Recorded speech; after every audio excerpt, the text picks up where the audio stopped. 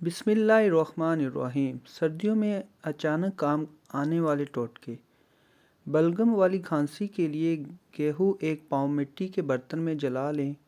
اسی برتن میں ہلدی براؤن کریں، دونوں ملا کر پاؤڈر بنائیں اور آدھا چمچ بڑوں کے لیے اور چھوٹا چمچ بچوں کے لیے صبح اور شام روزانہ شہد کے ساتھ کھا لیں۔ 10 سے 12 بادام پوٹلی میں باندھ کر گرم پانی کے بھاپ میں 10 منٹ تک دم دے دیں۔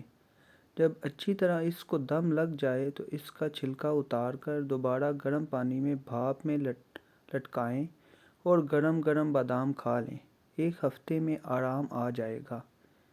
کسی بھی قسم کا بخار، سبز الائچی کے چند دانے 1 گلاس پانی میں ابالیں۔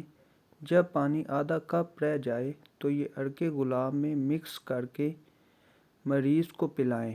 یہ پانی پینے سے مریض کو فوری اتنا پسینہ آئے گا کہ بخار کا زور ٹوٹ جائے گا، آواز بیٹھ جائے یا گلے میں بہت زیادہ درد اور شہد میں ادرک کا رس ملا کر چاٹنے سے فائدہ ہوگا۔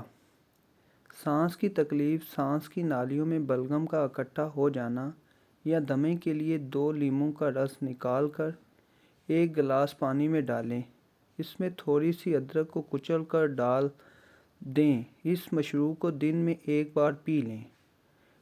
ریشہ بلغم، ہر طرح کی نزلہ، کھانسی دور، گلے میں بلغم پھنس گیا ہو یا آواز بیٹھ گئی ہو، آپ نے صرف 1 گلاس پانی لینا ہے اور اس میں 1 چمچ کلونجی شامل کر دیں۔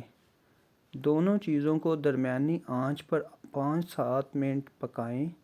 7 منٹ کے بعد اس کا ڈھکن ڈھانپ دیں اور مزید 3 منٹ پکائیں۔ اب یہ کلونجی کی چائے تیار ہو جائے گی۔ چھوٹے بڑے سب استعمال کر سکتے ہیں۔ یہ چائے پینے سے آپ کا ریشہ اور بلغم بالکل ختم ہو جائے گا اور منہ سے بہنے